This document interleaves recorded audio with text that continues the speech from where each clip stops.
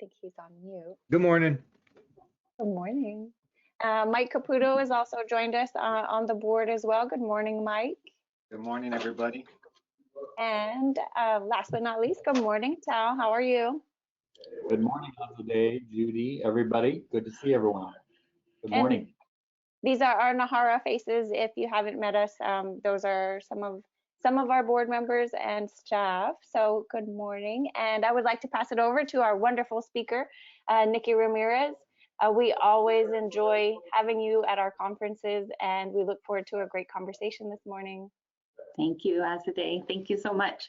Yeah, I was really grateful when we got to connect the other day and you asked if I would be available for a conversation, and if so, what would we talk about? And, I think to Judy's point, I think, she made mention just before you hit record that there's just a lot going on in the world right now. And so to be able to couple, my own passion for human resources, that I joke that I started in human resources in 1997 when I wrote my first employee handbook. And so that's kind of how I mark my journey at the beginning, the jumping off point or the slipping down the hill point or whatever you want to call it, right? But it's been a long road, a long journey. And one of the things that I've discovered about my own practice of human resources is that I am passionate about ensuring that we bring to the table a philosophy that values imperfection and that values the human experience and that acknowledges the difficulty that we're all living through. And so for all of this time, it's been my normal practice for the last 25 years to share with people in times of difficulty, even when we're doing, progressive discipline or strategic coaching. I realize that this is hard for you. It's also hard for me, and I'm doing it because I care about you. We're having this conversation because you deserve this time. You deserve to know the tough things, and we're going to work on it together. So that's how I approach human resources as a practice. And when I was blessed enough to kind of leave my corporate confines several years ago now, 5 years ago, I'm into my 5th year with hranswers.org. It's been like this explosion of being able to talk about love in the workplace. And I don't mean romantic love. I mean that we should create workplaces that people love, about talking about how we tackle tough problems between people, interpersonal problems that come up normally, regularly, because it's part of our human experience.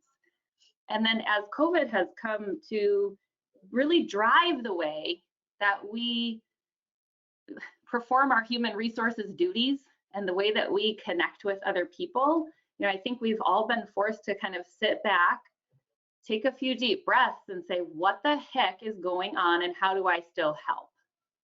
So, if you haven't had that moment, I need to talk to you privately later and pick your brains about all of the things that you're doing to feel like, confident and knowledgeable in this open, wide expanse of the unknown.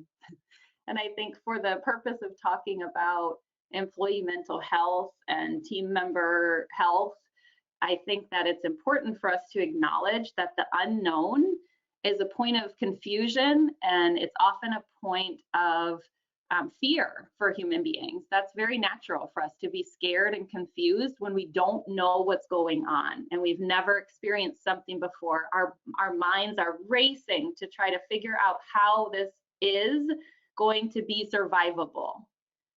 And it puts us in a different place in our minds and in our bodies in terms of what we can do in our jobs, how we can serve one another, and how we can serve our families and communities. And so as we just continue to navigate that and struggle with this and try to do business and try to still, if you're in a profit-based business enterprise, how do we keep making money in a time when business doesn't run like it did before, right? So we have business pressure, we have health pressure, we have family pressure. Some people have kids in school who are, I think somebody opened my door a minute ago. So, there is a giant sign on the door that says, don't come in. I'm recording a session with, from 9:30 to 10:30. Whether or not they stop and read that, you never know. So, just having those little pressures, those little things that come up that are new and different that just add on to the normal day-to-day struggle of maintaining our sanity at work the best we can. It just, compounds and it compiles. But I think we're in this really unique position as HR professionals and human resources practitioners that we get to talk about how to fix some of this in a way that is productive, in a way that is aiming at, again, sharing love across our organizations. And so, if you have maybe one thing I want you to think about today as a takeaway, how much do you guys talk about care and love right now in your organization? How much are you talking about that with your employees? How many times are you able to say to someone on a daily basis or a weekly basis, I care about you and I'd like to talk to you a little bit more. I want you to love your job. How can I help you love your job, right? And so, thinking about that, and I have on the screen share, I put together some top tips that I've been talking about with clients and talking about in our local SHRM network that I participate in. And then I have 10 phrases at the end to help boost and encourage positivity. And so I'll share those. But when I use the word positivity when in relation to talking about employee mental health and well-being in the workplace, I wanted to just clarify that I don't mean positivity like happiness. Oftentimes I think we confuse the term positive with happy. And so I'm very sensitive to semantics and word use and how we talk to one another and what that does to our relationships or whether or not we can be effective and all that kind of good stuff. So I want you to understand that when I say positive, I mean more along the lines of hopeful. Positive as hopeful, positive as determined, and positive as someone who cares. Not so much positive as happy, because to expect people to show up happy right now and have that be the expectation, that's going to be a tough call. And I think that as we think about mental health and mental illness, which is not a dirty word, it's not a bad word, and it's not an awful label. When we talk about mental illness in the workplace, and we lay that up against the employee's mental health needs, and we lay that up against, let's say, a policy or customer service procedure or something like that that speaks to employees' demeanor in the workplace. That's kind of where I wanted to maybe start hearing from you guys a little bit. Do you have any policies that we need to think about? How do we address the expectation that people are, cheerful? Sometimes it's really hard to be cheerful right now. And if you work in a customer service oriented business, how do you accommodate employees, or how do you coach them and help them through if they're having a hard time being happy and cheerful? I know lots of us have expectations and job descriptions and SOPs and training manuals that talk about how we address our customers and the public.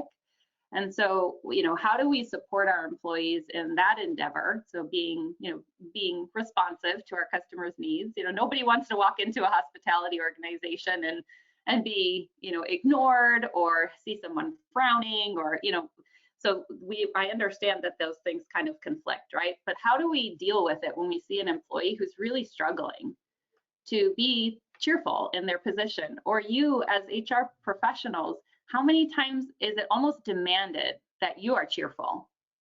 And then that word positive is used, but by positive, we mean happy. But you just heard that you have an employee who's been admitted to the ICU and is it's been intubated. How are you to be cheerful and happy when that strain has been placed on your mental health and that's sitting on your shoulders? So how do we open communications within our organization to be realistic about the need for cadence and in breaks and outlets and safe people to talk to? So if I'm having a hard time, if I'm having a hard day, how do we make it okay? How do we normalize that right now? That we're having some hard days. We're here to help each other get back up when we get smacked down. But how do we normalize that in our organizations? I'm totally curious to know if you guys have done anything to really bring to the surface the idea that being not okay is okay right now. And that's sort of one of the things I wanted to, share as a takeaway. Let's work together to normalize that we're not okay. Everyone's not okay. and that's okay. Have you guys done anything to bring to light, the idea that people are struggling and sometimes it's hard to even meet job expectations right now? We have, Nikki. One of the things that we've done, and this has been through the whole process of COVID from March, was our GM's a really great communicator. And so we gave him an outlet on it's called Dayforce, our Ceridian HRS system, to where he could reach all of the employees. And he even shared the unknown. It's okay to be a little uncertain, because we don't know. And I think the one thing that our team members look to is somebody to know what's really going on. But last year, nobody really knew what was going on.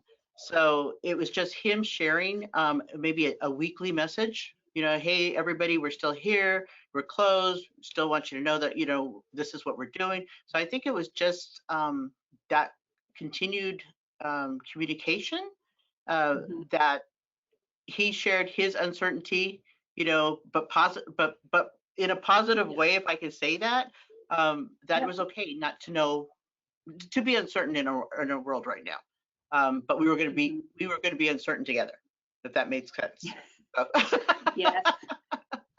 Well, and that's so important. That's part of the, that where we find strength in uncertainty is through that human connection and that idea that we're in it together. Even though we don't know what it is or how it is going to feel or how long it will last or whatever. That's really nice, Judy. I'm glad to hear that. One of the things I was chatting with in another group was about sustainable communication around, mental health, and especially, that idea of uncertainty, leadership and uncertainty. And that was a conversation we had in another group last week, and that you got to have some sort of pattern of communication that is sustainable long term. So I like that cadence, maybe a weekly message from a top leader or, something to that extent. I would love to hear if anyone else is doing anything to bring that to the surface.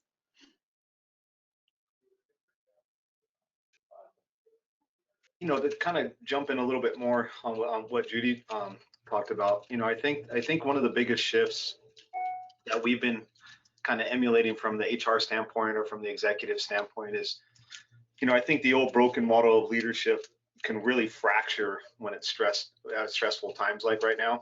Yeah. And, that old broken model, from what we've experienced here and what we've learned and what we're really trying to implement is, when you tie your success to your team and, what happens and what we've seen happen when it's stressful like that is you inadvertently tie your own work ethics, morals, and, oh, by the way, my insecurities as well. So what we've been trying to make a shift, and I say trying, we're doing, but consistently, it's a tough, because it's so ingrained in leadership's mind that you're only as good as your team. We've been trying to make that shift of we tie how much we care about the success of our team, and it sounds the same, but it's a little bit different, because if I go in trying to guess what's going on with my team every day, we never got it right. The crystal ball just never worked. So, but when we have an environment where team members know that we treat them like adults and it's up to them to communicate to us what they need and feel safe to, and then let us run in and remove that roadblock out of their way, that seems to be kind of the magic that helps a little bit. We've had a lot of false starts with it, so it's not a perfect implementation, but through the mentoring and all the stuff that we've been working on, it's amazing when you give people a safe environment where they can say, this is what I'm struggling with, and you take out your own insecurities, how easy it is to lead through something like this when you have that trust established. So I love that. Again, it's not a perfect and maybe a little more philosophical, but at the end of the day, it's something that you can sit back and slow your brain down and, am I taking this personal? Am I thinking it's a reflection of me? And once you get past that part, it's really amazing to hear people tell you what they need. Really cool. So Niki, Tal here, just a couple of quick ads. In addition to serving NNAHRA, I get to spend a few hours each week with Kalispel Tribe of Indians, and love it here in the Pacific Northwest. Just a couple of things that we're doing. One is activation of the EAP program and bringing it on site. So it's not just a phone call, even though that's available, but having meetings that people don't have to schedule, they come in, drop in. We started an HR concierge office in the main hub of the casino, And we're seeing that number just increase exponentially. People just want to talk and have an open voice.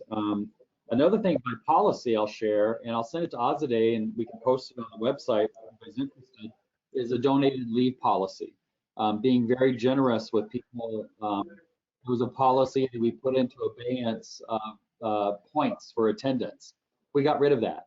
People need to have flexibility right now. And of course, operations matter, but yet the health of our employees matter more. Right. And so allowing those that now have zero in their bank to donate to the bank in general and extract on that, that's been very popular. Of course, a few naysayers like people will abuse it. We'll take care of that if that happens, but there's not been abusers. There's been those that need it. The other thing real quick is that we've adapted the COVID CARES Act for the Kalispell tribe. There's 4 conditions that we're being very generous with in its interpretation as to when employees say, I opt out of work right now. I want to go on unemployment. I want to go on furlough. We probably have 400 employees in any given state of that. Does that create stress on the HR team? You bet. So it's also making sure our HR team is taken care of. Judy and her team have presented a number of times the concept of compassion fatigue. And I see it right now with our HR leaders all across Indian country, all across HR. You just don't walk away from it. It's a 24 hours. The last thing I'll share, as essential workers that all of us are, the tribe here, and Judy shared, I think, and others are getting vaccination, not just for tribe members, but for employees. And that has been a huge stress reliever for many of our employees, saying, that's amazing that you're doing this. So just a few ideas, Niki. Thanks. I love that. Conversation. I love that, Tal. Those are great ideas. And I love that you shared some policy modifications. You know, some things that I'm seeing people do within their workforces is like allowing employees to team up within working departments to really take control of their schedules as a team, where maybe before the supervisor just dictated the schedule based on your, your last attendance availability form that was filled out, but really shifting that over to the team to say, we need a schedule that covers all these hours. Our business is open 24/7, 365, but get with one another and we're going to schedule a month out. Right. And then the best we can, of course, we'll support each other along the way. If somebody gets sick, try to work with each other to cover it. If you can't, no problem. You're not required to. We're not putting that on employees' shoulders to find their, suitable substitute, because in lots of places, that puts another burden on an employee who's struggling to be required to find a sub. So we've removed some of those requirements too to take the pressure off. So some more flexible scheduling in terms of who does it. And then, of course, everybody's got like telecommute and flexible options that way for employees that, where it makes sense. And I think that helps folks as well to feel a little bit more in control of their environment and control of their schedule. But we have so many employees that we just, of course, telecommute is not a feasible option based on their job duties. So allowing them some sort of sense of control in their scheduling and, Tal, like you said, that additional reasons to be approved for personal leave or, non-medical personal leave, that sort of thing. That's a great policy to be thinking about, because employees, of course, they want and they need to take care of their families. And when they feel like it's either or, either I lose my job or I take care of my family, that's a really heavy load to carry. And, we do see employees struggling with some really difficult decisions in terms of what do I do then? Where do I go? Can I live here anymore? Even I've seen people moving to different homes, moving back to their original home with their family, or moving to their spouse or significant other's home to be closer to family. And that's, again, people are trying to balance all of these different moving parts that just seem to keep moving at different speeds, and we can't quite figure out the pace of it, and it feels hard to keep up. So good. Well, I love the idea of just rethinking your policies as they relate to vacation, sick time, PTO, personal, non-covered personal leave. If you have a family medical type leave within your organization, look at how you're using that to support your employees, and giving them the flexibility to take some time, I think, is the most valuable gift that we can give people when we are encouraging them to attend to their own mental health and the mental health of their family members, because often stress as it relates to our jobs is very time bound, right? The stress is because of time. It's because I don't have enough time to do my job, or because I need time to do something else. And so those types of feelings of being bound by time can be very difficult to manage through personally. Any other thoughts before I'm going to peek at my handout over here that I have up on the screen and scroll down a little bit, because you're already touching on several of these. Yeah. I have something to say. I love it. Go for it. So what we've had to work on here at our organization is that, and because it creates the non-positive, is what we'll do is someone gets sick, what they've been doing is they'll post it, they'll send an email out, and it will say someone at work got sick, this and that. And I think what happens is it's our nosiness as humans. So when someone puts that out, we start thinking, oh man, who is it? Is it, man, it must be this department, it must be this department. And I think what they started doing, because of what they did, is they used to create how they got it. Like, oh, they went on the river and they had people from out of town come. So then it helped create, oh, they're bad, they shouldn't be doing this. So what they've done is they've took out names, they took out how they've caught it. They just said someone in the building has caught the virus, we're taking precautions. So I think also when you try to talk about positivity, it's you create some when you're trying to be positive, but then you create that unwanted attention. Because I know from a personal standpoint that when you catch COVID or you have COVID, your family member has it, it's almost like you have the scarlet letter on you. And I think a lot of people like, oh, I don't go around, I don't want to touch them. And then you have those other people that use that to their advantage of, oh, I'm going to put on Facebook or social media, like, oh, I dropped off groceries to them and I did this. So it's very tough, because you create so many opportunities, but you also create so many things that can create a person to even feel worse about themselves. And I think we are trying here at the tribe to learn how to find that gray area to say, all right, we need to inform, but we also don't need to point out. So that's what we're trying to work on here at our tribe. Yeah, I've seen a lot of that too, Anthony. Lots of, again, this is probably the first time, and you guys tell me if I'm forgetting a different time, but in human resources practice, this is the first time we've ever been open about employees' illness, right?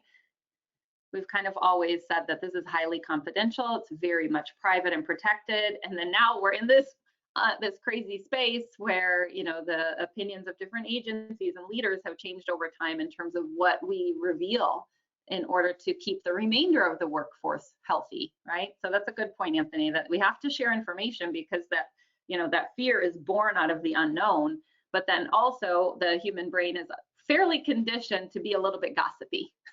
So we have to control for that in a professional environment. We want to be helpful, we want to be kind and caring, but we don't want to go too far in sharing personal details that would make someone feel uncomfortable or fear that their coworkers would have a certain impression of them, and whatever the case might be. So that's a really good point. Anything else that you all are thinking that you want to share right now?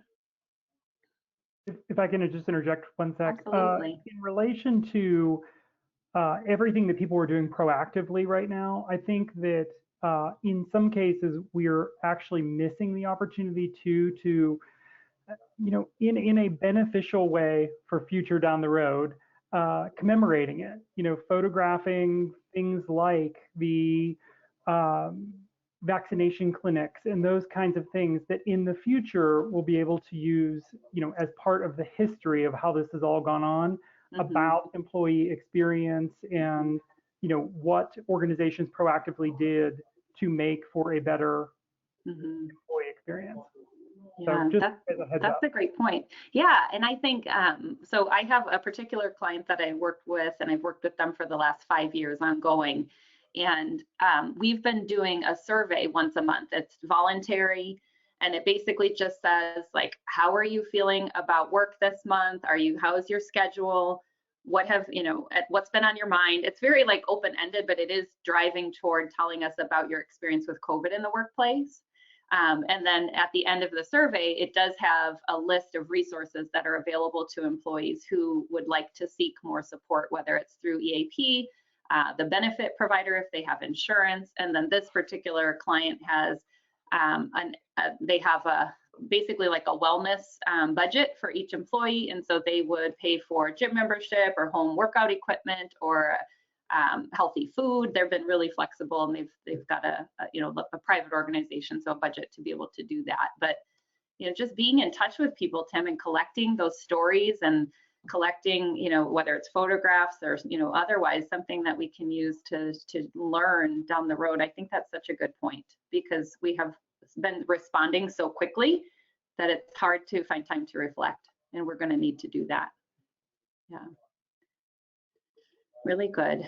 Well, I think to the on the as I was putting my notes together and kind of trying to capture in at some sort of handout or sheet that I could share, what have people been talking about with me, and what are the thoughts that I'm bringing to the table today. This idea that that mental health is an issue for every employee, like I said in the beginning, I think we need to bring that to the table. And I think we need to, again, normalize the idea that people are struggling right now. And so something that I've been doing, because I do a lot of course, they're webinars right now, but a lot of trainings for clients, right? And so in the beginning of each session, we open, and it's typically, this is a soft opening with clients that I work with on a regular basis, but we'll open our meetings or trainings with a quick check-in. So they can talk to me in the chat, or they can do a visual. But we start out by saying, how are you today, right? And we say that on Zoom, and then everybody's like, blah, blah, blah, and everybody starts chit-chatting and talking. So on a scale of 1 to 5, how are you today? 5 being exceptional, and 1 being all I can think about is crawling back into bed. So tell me, how are you today between a 5 and a 1? 4, 5, 4, 5s, 4s, 3s. All right. Yeah. And so finding a way to connect, right? Whether it's visual or in the chat, and capture some information about how people are doing, so that you know how ready they are to really be there with you in a learning environment or in a meeting experience, whatever the case might be. Just normalizing the fact that it's okay to also not be a 5, right? And so if I see somebody that is a 2 or a 1, then I follow up with them after the session and say, hey, I noticed that, when we checked in at the beginning, that it didn't seem that you were feeling so well. I'm here to support you. I'm here to help. What do you need today? What can I do for you today? And just making a simple outreach, right? So maybe there's somebody on your team that can help with that. And then the other thing that I think, that we've been doing that is, I think helpful for the workforce is just sharing really simple information. So you tell me if my screen share goes with you here. Do you see a sheet now that says you're not alone? So just sharing information with employees to normalize the idea that mental illness is normal, and that people struggle, and that's a normal part of the human experience, that just like I have a bad back and it is continuing to deteriorate, my mind in lots of ways is doing the same thing, and I just can't see it, right? And so we have to, again, make it so that it's not scary and embarrassing to talk about the fact that I need help, because I, along with many people, am struggling, right? Okay. And then we talk about, this is just general information, but we are, of course, are providing people with information about where they can go for help. Just normalizing that, putting it as a normal part of an employee newsletter communication, making it a call out bubble when you first arrive to your employee intranet. Again, just making it a part of the language that we use when we talk about caring for people. And the idea that this is happening in all of our lives, in all of our homes, and that we are here for one another, we're here for it. If that can become a part of the way that we support people through our practice of human resources, then we get to a point where people feel like, okay, I'm more willing to go to see that mental health provider through the EAP on that drop-in day that Tal mentioned setting up. I love that idea, Tal, because we often put it on people to reach out themselves. But when we bring someone in, that's like next level stuff there. Just go. I love that. All right, so just a few more thoughts that I was kind of having. This is a really important time for us to lead by example. Put to that, who was talking about compassion fatigue? Tal, did you mention that? and that Judy was talking about it.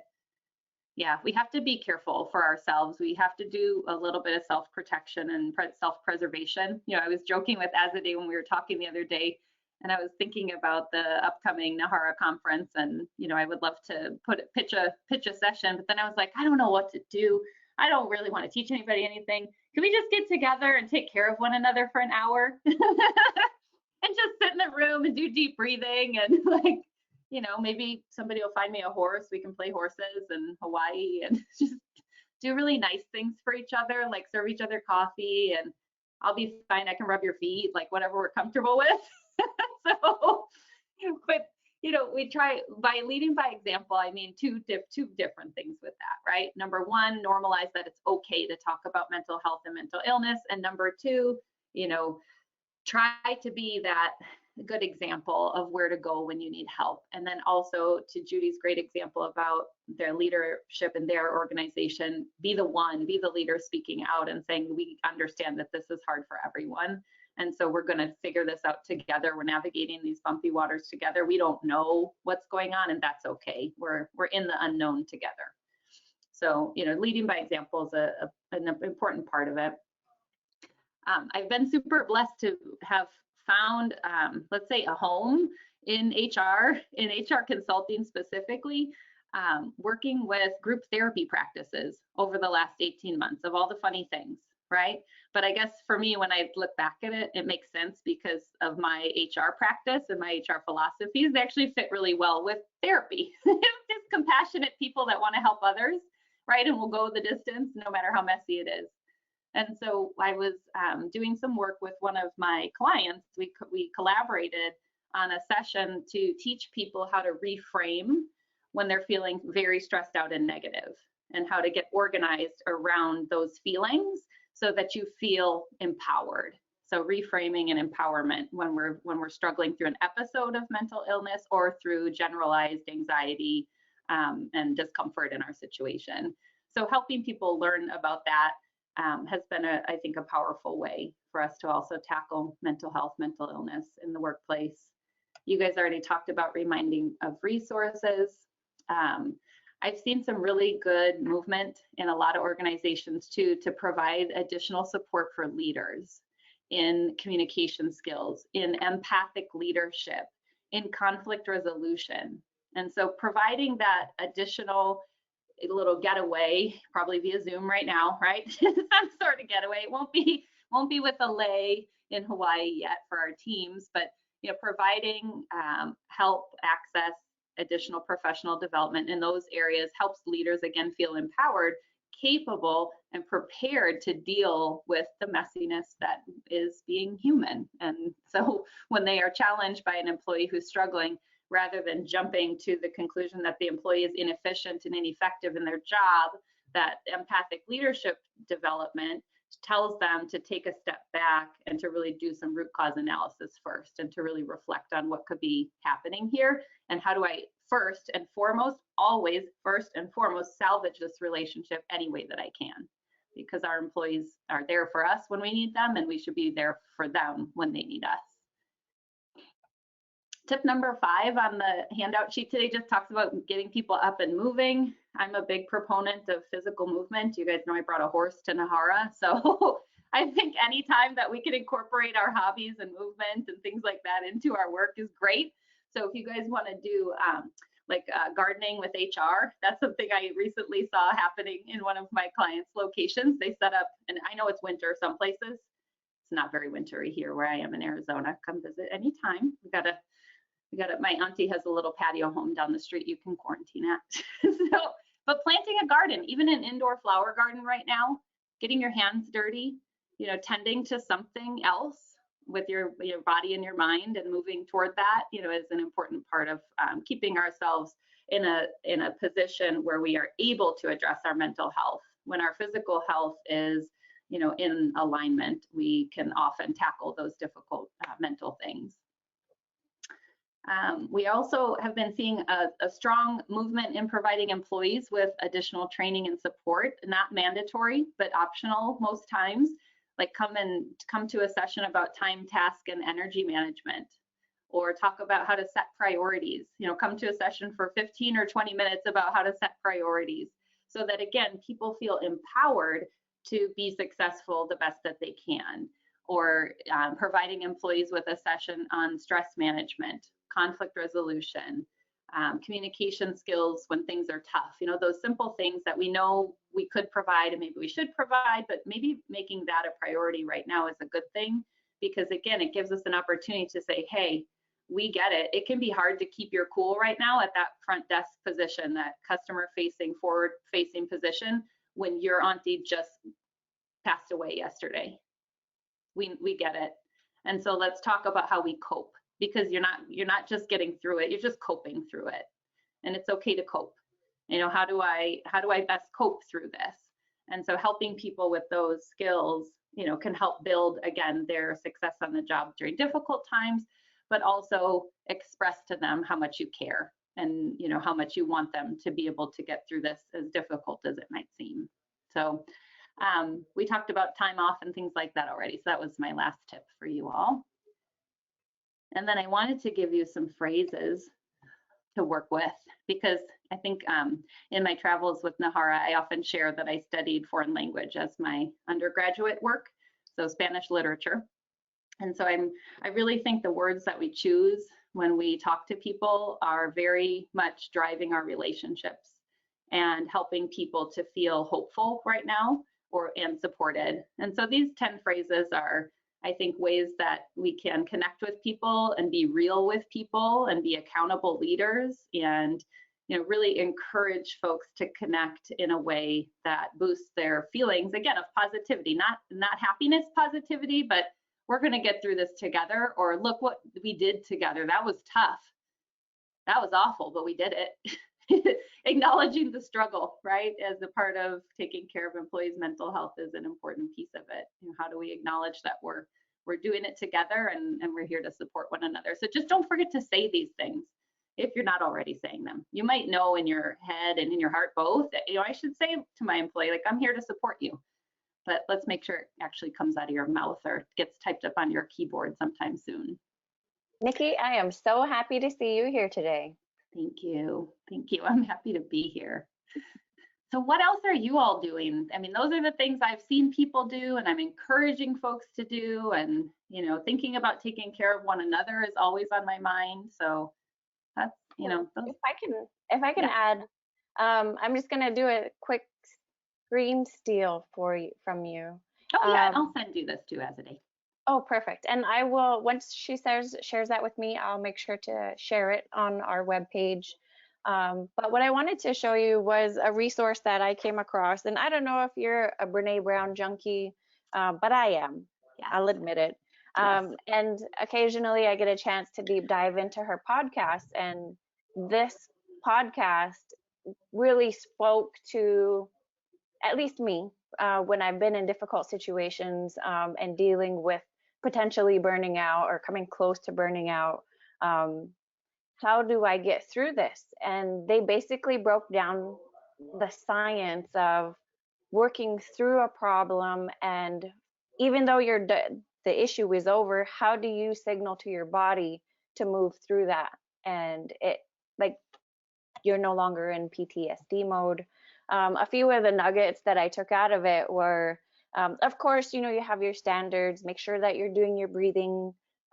Make sure you take a chance to cry. Judy and I were talking about, okay, I'm not really an emotional person, but how do I make myself cry? And Steel Magnolias, trying to get those emotions out and being able to get that feeling out. Of course, physical activity, positive social interaction. But the coolest one that they mentioned was creative expression. Oh, yes. And they quoted Carrie Fisher, take your broken heart and turn it into art. And it was like, for me, I'm like, oh, that's amazing. Like, and they had, there was this lady who told us that she used to run. Yeah, it's great to run, but then she would visualize herself. She called it going into becoming a Godzilla and stepping on her building because she was doing a PhD program. But it was really nice to see and understand her visualization of how she's getting through that and how she's getting that stress out of her body. So just in case, there's a pretty great listen on that podcast. Sweet. I know I'm going to check it out. And if anybody ever wants a good cry, I'm always 2 minutes from tears. So I have my kids are always like, "Why do you cry so much?" And I'm like, "Well, it's the same reason it's so easy for me to laugh. Like it's, my emotions are right here always. And when I find something sad and moving, I just have never stopped myself from crying. So I can't remember. I know I've gotten emotional during our NAHRA presentations sometimes when we talk about, especially when I talk about care, how much I want people to care. And so I'm like, "Oh, just care. Would you please care as much as it feels like I care in here? Just let me spill some care on you." But I remember specifically one time I was doing my Jerks at Work session at a state SHRM conference, and I take a survey and people talk about, and they answer, "Have you been bullied at work?" And it was like 77% of the HR people out of 700 I had in the room, 700 participants in that session had, "Yes, I've been bullied." And I just could not hold it back. And I was like, "Okay, guys, I just need a minute," because it was like just moving, So yeah, it's okay. We just can't lose it and not pull it back together pretty quick in HR. Oh, I can't wait to check out that podcast. And I'd never heard of that book. So that's awesome, Azadeh. Thank you for my part. That's big. That's my big takeaway. It's funny because when I was a kid, my grandma used to watch Little House on the Prairie. And I remember walking in one day and I'm like, "Grandma, why are you crying again? Laura Ingalls goes blind." 12 times already. You know what's going to happen. It's going to be okay. Yeah. Really good. One other thing that Azadeh and I were talking beforehand is everybody responds differently or at a different time. I'm a very delayed responder. Something happens to me, I go into business mode, and then 3 weeks down, I'm a blubbering mess. So I think everybody just responds differently into, just because somebody seems to be doing fine the day of an event, keep an eye on them, because it may be a week or two to you'll see some type of signs there. That's such a good point. That's where that cadence and communication comes in handy, because you're always checking back in. Yes. One thing that I wanted to do before we end our time, I know we still have several minutes together, but I wanted to just bring back to the surface, and this is something that I think we've done in a couple of my sessions at NAHRA too, but bring back to the table the importance of breath and breathing in well-being. And so another thing that I often do when I open a session, whether it's a training or just an HR check-in or a meeting, is just say to the participants, "Okay, you guys, I'm sure that you have a lot going on. I can't imagine what you've been faced with in just the last 24 hours. And so in order to feel like we are ready for one another right here, right now, let's just take 30 seconds and breathe." And then I tell people it's okay to turn off your camera. It's okay, because we're usually on camera, so it's like, we're always presenting and performing, and it's high high level of performance can stress you out, right? Makes you tired. But just the idea of starting each interaction with fresh breath and bringing that connection and that intention to the table has really made a difference in the way that we are able to work together in different types of sessions. Again, whether it's a training, problem solving call, or whatever it is, just let people know it's okay to breathe and encourage them to do it. And 30 seconds, it feels long the first couple times you do it, but then by the end, you're like, in 30 seconds, all I get is really like 3 really good breaths. So that's what you're going for. So, just encouraging people again to remember that this is every employee all the time, that we are here for you, that we know that there's an unknown amount of struggle in your life right now. We acknowledge that, and there's space for that, and try to focus the best we can to do our work. So go ahead and take a deep breath if you want. So.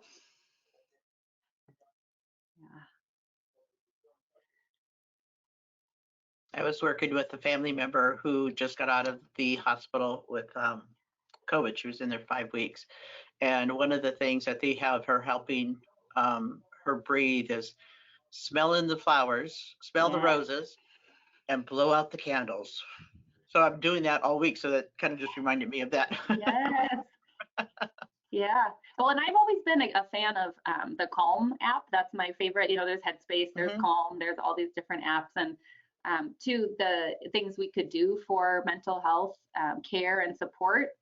For my small company, I offered a budget for each employee to buy whatever app they wanted, because I feel like, you know, making it easy to attend to our mental health and breathing and meditation, even if it's just for 5 minutes, you know, that again, it normalizes the idea that we're not doing enough of this. We're not caring enough for ourselves. But the breathing app in Calm is what I love, where it's like a circle and you just breathe with the circle. It's so visual and it kind of like expands with your breath and contracts. And I'm like, oh, I'll do it when we're done here.